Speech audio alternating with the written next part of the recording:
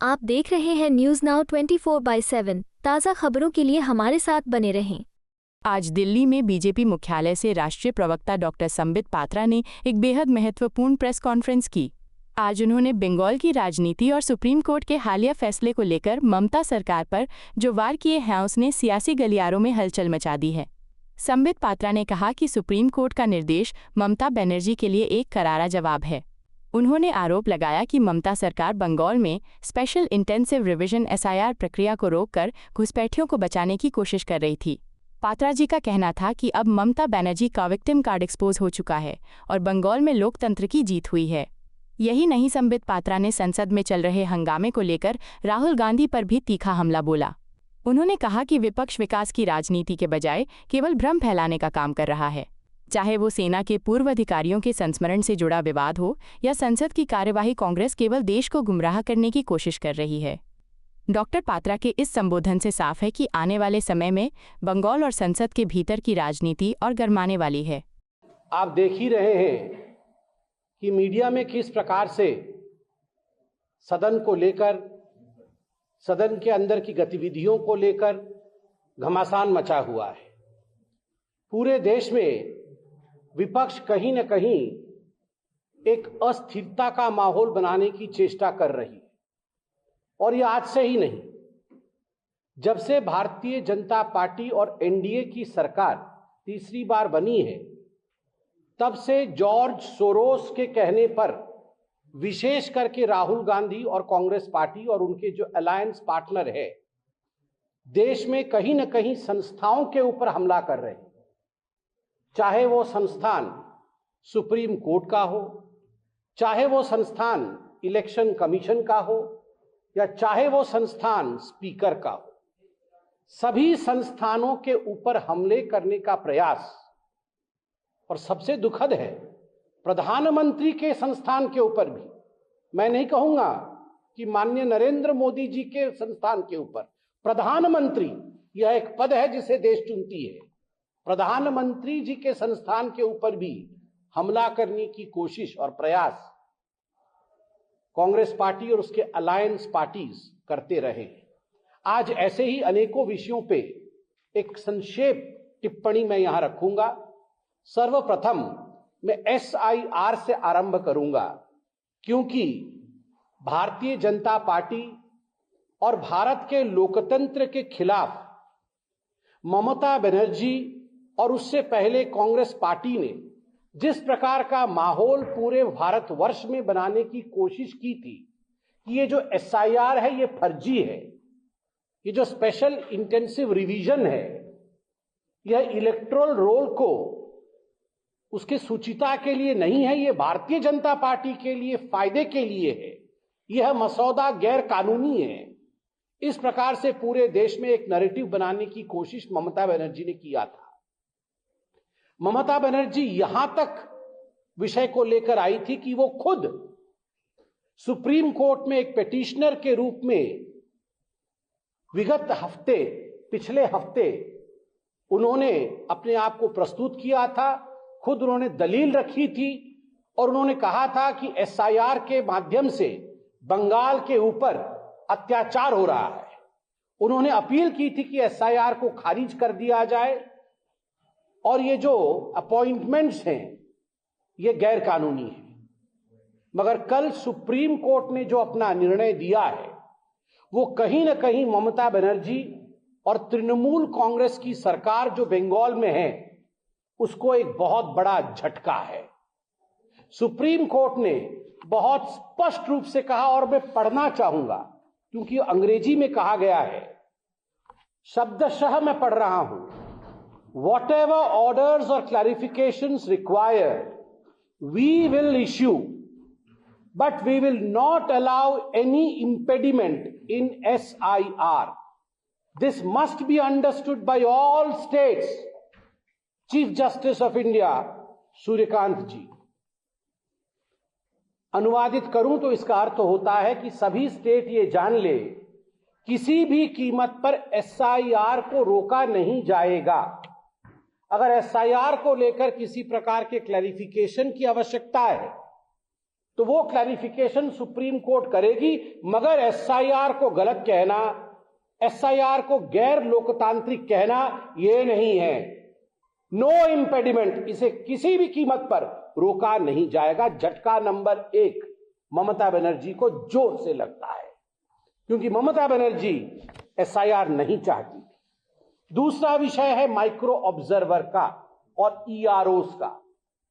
जो electoral registration officers थे, उनके अपॉइंटमेंट को लेकर ममता बनर्जी का कहना था कि हमारे पास इतने अधिकारी नहीं हैं, हम नहीं दे सकते हैं अधिकारी।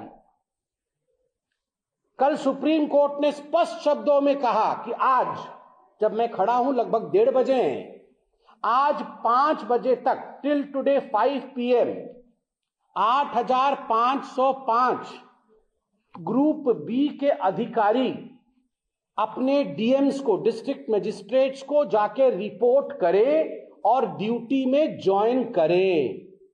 अर्थात एक तरह से ममता बनर्जी को झटका लगा है कि जो ममता बनर्जी कह रही थी कि हम ऑफिसर नहीं दे सकते हैं, अब वो सूची लेकर जमा कर रही हैं और 8,505 ऑफिसर अब नियुक्त किए जाएंगे। सुप्रीम कोर्ट ने भी कह दिया कि देख लो भैया, ये जो ऑफिसर नियुक्त किए जा रहे हैं ये राजनैतिक रूप से काम न करे, राज्य सरकार इनको भड़का करके कोई काम नहीं करे। इन सब विषयों पे नजर इलेक्शन कमीशन ऑफ इंडिया रखेगी, और इलेक्शन कमीशन ऑफ इंडिया को अगर लगता है कि प्रलोभन के अंतर्गत, डर के अंतर्गत या इनकेपेबिलिटी के अंतर्गत ये ऑफिसर काम कर रहे हैं, तो election commission of India directly इनके खिलाफ कड़ी कार्यवाही कर सकती है। तो ममता बनर्जी जो ऑफिसर्स को डराने धमकाने का काम कर रही थी या सोच रही थी, वो भी नहीं हो सकता। तीसरा विषय माइक्रो ऑब्जर्वर्स को लेकर बड़े स्पष्ट रूप से सुप्रीम कोर्ट ने कहा माइक्रो ऑब्जर्वर्स रहेंगे। माइक्रो ऑब्जर्वर्स अपने असिस्टेंट रोल में रहेंगे, वो असिस्ट करेंगे और ईआरओस के साथ मिलकर वो काम करेंगे असिस्टिंग रोल में। चौथा सबसे बड़ा विषय है, सुप्रीम कोर्ट ने कहा कि ये जो फॉर्म नंबर 7 होता था ऑब्जेक्शन का, ऑब्जेक्शन मतलब क्या होता है, मतलब ममता बनर्जी की टीएमसी के किसी विधायक ने 20 लोगों का कि इनको आप वोटर कार्ड में जोड़ो एक फॉर्म दिया।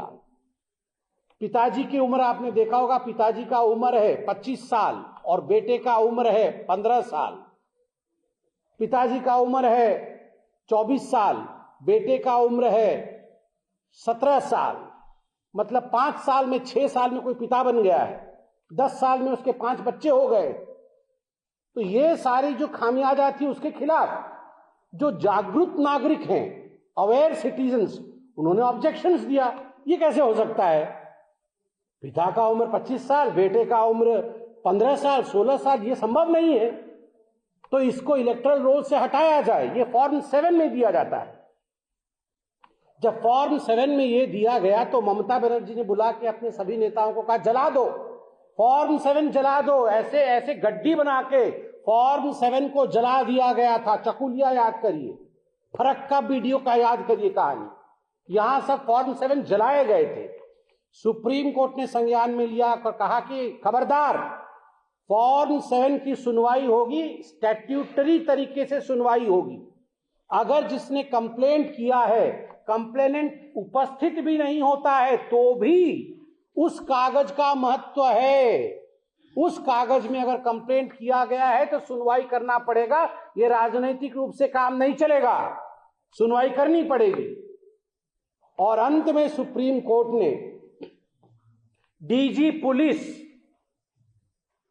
वेस्ट बंगाल के डीजी पुलिस को कहा है कि आप हिंसा रोकने में नाकाम है, इसलिए आपको हम शो कॉज करते हैं।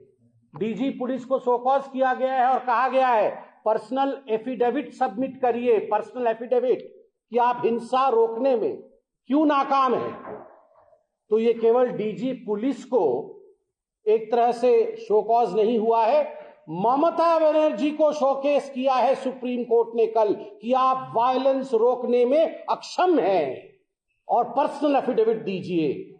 डीजी पुलिस तो ममता बनर्जी के नीचे काम करते हैं, तो डीजी पुलिस को शोकेस होने का अर्थ होता है कि शोकॉज हुआ डीजी पुलिस, चेतावनी दी गई डीजी पुलिस को। इसका अर्थ है सुप्रीम कोर्ट ने चेतावनी दिया है ममता बनर्जी को कि आप फॉर्म 7 जला नहीं सकते हैं, आप इलेक्शन में जो ऑफिसर्स इन्वॉल्व है उनको धमका नहीं सकते हैं, उनको मार नहीं सकते हैं, उनका जीवन महत्वपूर्ण है, उनके जीवन की रक्षा करना आपका दायित्व है।